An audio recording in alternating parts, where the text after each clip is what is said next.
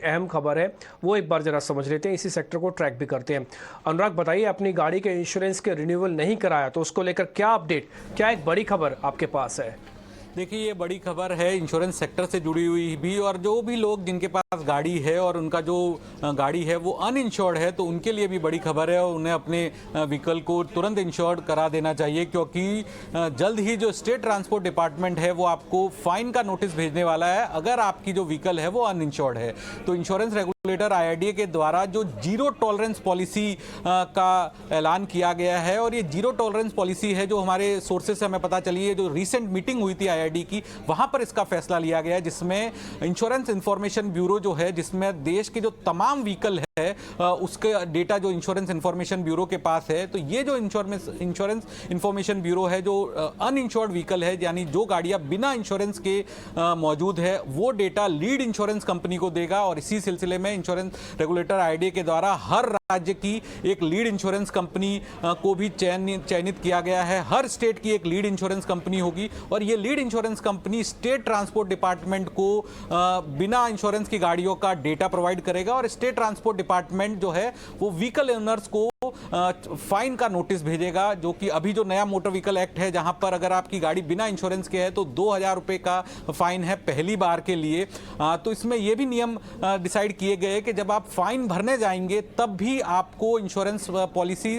Submit करनी पड़ेगी। तो इसलिए जिनके पास गाड़ी का इंश्योरेंस मौजूद नहीं है वो अभी अपना इंश्योरेंस करा ले, क्योंकि जल्द ही आपके स्टेट ट्रांसपोर्ट डिपार्टमेंट है वो आपको नोटिस भेजने वाला है, और जो फाइन भरते समय भी आपको इंश्योरेंस पॉलिसी सबमिट करनी होगी। तो ये काफी बड़ा डेवलपमेंट होगा इंश्योरेंस सेक्टर के लिए, क्योंकि अभी जो देश के अंदर कुल व्हीकल है उसमें 50% तक जो व्हीकल है वो अनइंश्योर्ड है, और मोटर इंश्योरेंस जो सेगमेंट है वो सेकंड लार्जेस्ट सेगमेंट है non life insurance company sector का। तो यहां पर अगर 50% तक ज्यादा व्हीकल इंश्योर्ड होते हैं तो इन कंपनियों के लिए प्रीमियम काफी ज्यादा होगा, क्योंकि रेगुलेटर की जो पॉलिसी बनाई है zero tolerance for uninsured vehicle and 100% insurance for motor vehicle. तो ये बड़ा डेवलपमेंट होगा आने वाले दिनों में, जहां पर हर किसी को जो अपना इंश्योरेंस है गाड़ी का वो करना जरूरी होगा, क्योंकि मोटर व्हीकल नियम के मुताबिक भी